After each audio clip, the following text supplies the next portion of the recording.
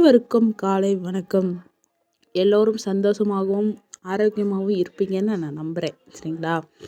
நம்ம கோயம்புத்தூரில் மழை வந்து சவர் மாதிரி பேஞ்சிட்டு தான் இருக்குது. பரவாயில்லன்னு சொல்லிட்டு நான் கோலம் போட ஸ்டார்ட் பண்ணியாச்சுப்பா. இன்றைக்கி வந்து புள்ளி வச்ச கோலம் தான் போட்டேன் வாசலில். ரொம்ப சிம்பிளான கோலம் தான். ஏன்னா டைம் ஆயிடுச்சு வேலைக்கு, அதனால்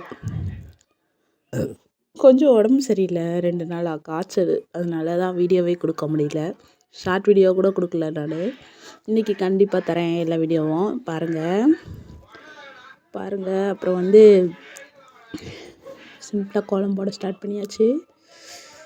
கிளைமேட் இங்கே சரி இல்லாதனால எல்லாருக்குமே ஒரு மாதிரி உடம்பு சரியாத மாதிரி தான் இருக்குது. அப்படியே காய்ச்சல் வர மாதிரியே இருக்குது, ஆனால் காய்ச்சல் இல்லை, அந்த மாதிரி இருக்குது. அப்புறம் பாருங்கள், சிம்பிளான கோலம் போட்டாச்சு. நல்லா வந்துருந்துச்சு. அப்புறம் இந்த செல்லக்குட்டி வந்து என்கிட்ட விளையாண்டுட்டு இருந்துச்சு காலையில் கோலம் போடும்போது. அப்படியே அவங்க கூட அப்படியே கொஞ்ச நேரம் விளையாண்டுட்டு அப்படியே பாருங்கள் வாசல் எப்படி இருக்குன்னு சொல்லுங்கள். ரொம்ப அழகாக வந்துருந்துச்சு. என்னோடய கோலம், என்னோடய பூஜை, என்னோடய வீடியோ பிடிச்சா மறக்காமல் லைக் பட்டன் டச் பண்ணுங்கள், சப்ஸ்கிரைப் பண்ணி வச்சுக்கோங்க. வீடியோஸ் பிடிச்சா துளசி மாடத்தை வந்து எடுத்து சென்டரில் வச்சிட்டேன்ப்பா. அந்த சைடு ஓரமாக இருந்தாங்க இந்த மருதாணி செடி பக்கத்தில். நான் அப்புறம் சரி நடுவில் வச்சு நம்ம கோலம் போட்டு பார்க்கலாம், எப்படி இருக்காங்கன்னு பார்க்கலாம்னு சொல்லிட்டு நடுவில் வச்சு கோலம் போட்டேன். இது வந்து பிளாஸ்டிக் பூ, மஞ்சள் கலராக இருக்கிறது. ரொம்ப அழகாக இருந்தாங்க. நம்மளுடைய லட்சுமி அம்மன் நம்ம வீட்டில் பூத்த பூக்கள் தான். ரோஜாப்பூ நம்ம வீட்டில் பூத்த பூக்கள். ஒரு பூவாக இருந்தாலும் நம்ம வீட்டில் பூத்த அதை அப்படியே சாமிக்கு வைக்கிறது அவ்வளோ சந்தோஷமாக இருக்கும். உண்மையாக இல்லையான்னு சொல்லுங்கள் கமெண்டில்.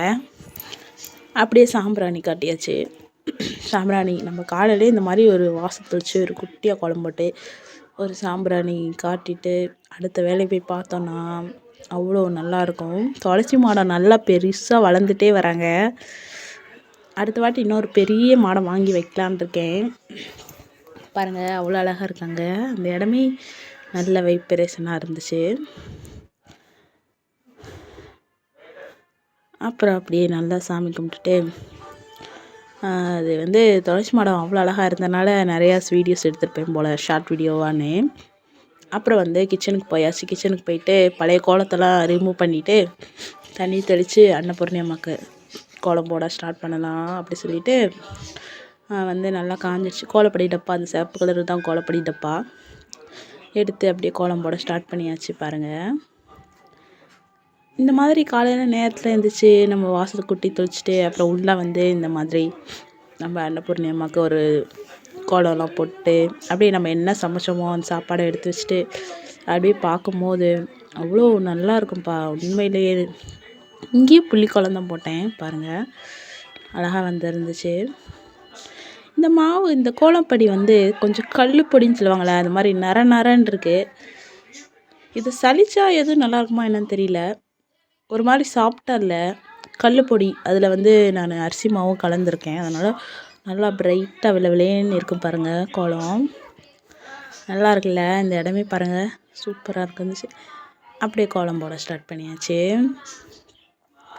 அப்படியே தாமரை மாதிரி தான் போட்டிருந்தேன் செவ்வாய்க்கிழமைனால.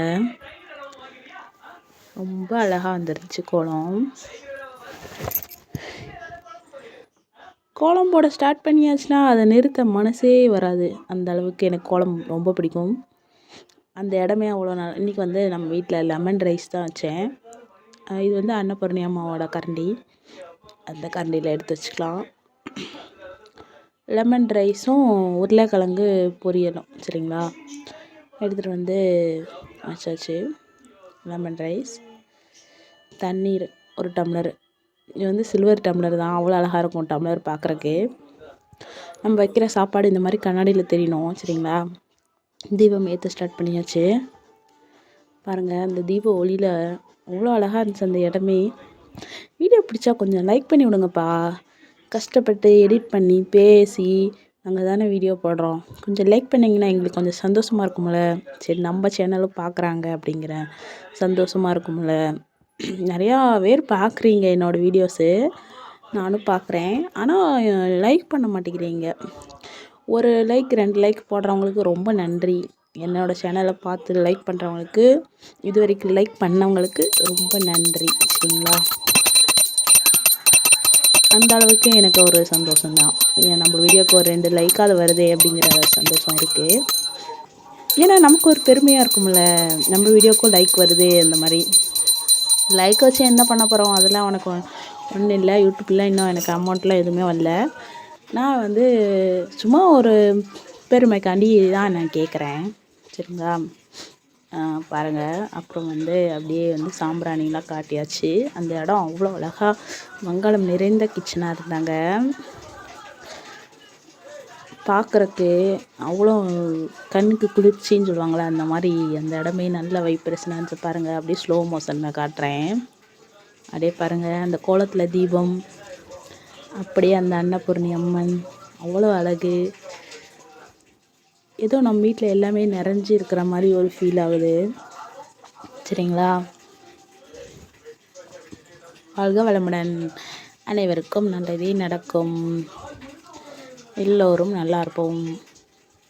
நம்பிக்கையை மட்டும் விட்டுறக்கூடாது. என்றைக்குமே வாழ்க்கையில் நம்பிக்கையாக இருக்கணும். நமக்கும் நல்லது நடக்கும், நமக்கும் எல்லாமே கூடி வரும் நல்லது அப்படின்னு என்றைக்குமே நம்பிக்கை மட்டும் விட்டுறக்கூடாது. எப்பயும் நம்பிக்கையாக இருக்கணும். சரிங்களா?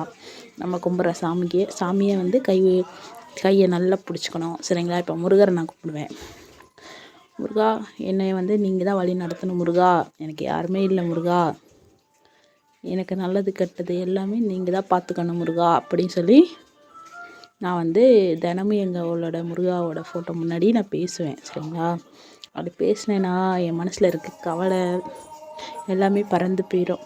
சரிங்களா? அந்த மாதிரி அவங்கவுங்களுக்கு பிடிச்ச தெய்வங்களுக்கு முன்னாடி நின்று நீங்கள் பேசுங்க. சரிங்களா? நீங்கள் பேசி பாருங்கள். அடுத்த வாட்டி உங்கள் மனசு எவ்வளோ லேசாக இருக்குது, கவலையெல்லாம் மறந்து ஒரு தைரியம் வரும் நமக்கு மனசுக்குள்ளே. நமக்கு பிடிச்ச கடவுள் நம்மளை வந்து நல்ல வழி நடத்தி கொண்டு போவாங்க அப்படிங்கிற தைரியம் வந்துட்டாலே நமக்கு வாழ்க்கையில் எதை வேணாலும் நம்ம சாதிச்சிடலாம். தைரியமாக நின்று இதனால் பார்த்துக்கலாம். பாருங்கள், என்னோடய பழனி ஆண்டவர், ஆசியான பழனி ஆண்டவர், அவங்களுக்கும் எல்லா தெய்வங்களுக்கும் இன்றைக்கி வந்து பிரசாதம் தான் வச்சேன். லெமன் ரைஸ் வச்சுட்டு, தண்ணீர் வச்சுட்டு, தண்ணீரில் கொஞ்சம் பச்சை கற்பூரம், கொஞ்சம் ஏலக்காய்லாம் போட்டாச்சு. அப்புறம் அப்படியே முருகருக்கு வந்து தீபம் ஏற்ற ஸ்டார்ட் பண்ணியாச்சு. என்னோடய இஷ்ட தெய்வம் வந்து முருகர். சரிங்களா? ஃபஸ்ட்டு குலதெய்வம், அப்புறம் முருகர். அது அப்படியே எனக்கு அமைஞ்சிருச்சு. பாருங்கள், ஃபஸ்ட்டு முருகருக்கு இந்த ஓம் விளக்கு வந்து மாசாணியம்மன் கோயிலில் வாங்கிட்டு வந்தேன். இவங்க வந்து லட்சுமி அம்மனும் பெருமாளும் அவங்களுக்கு தெய்வம் ஏற்றியாச்சு. அப்புறம் வந்து குலதெய்வத்துக்கு தெய்வம் ஏற்றியாச்சு. நம்ம குலதெய்வத்தை மறக்கவே கூடாது. எப்போவுமே நம்ம குலதெய்வம் தான் நம்மளை வந்து வழி நடத்துவாங்க.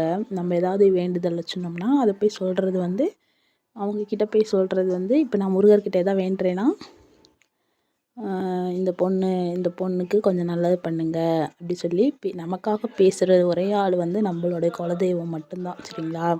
அதனால் குலதெய்வத்துக்கு டெய்லி நான் தண்ணி வச்சு தீபம் ஏற்றிடுவேன். அப்புறம் இவங்க வந்து குபேரர் ஃபோட்டோ வடக்க பார்த்து வச்சுருக்கேன். வடக்க பார்த்து வச்சு அவங்களுக்கும் தீபம் ஏற்ற ஸ்டார்ட் பண்ணியாச்சு. பாருங்க,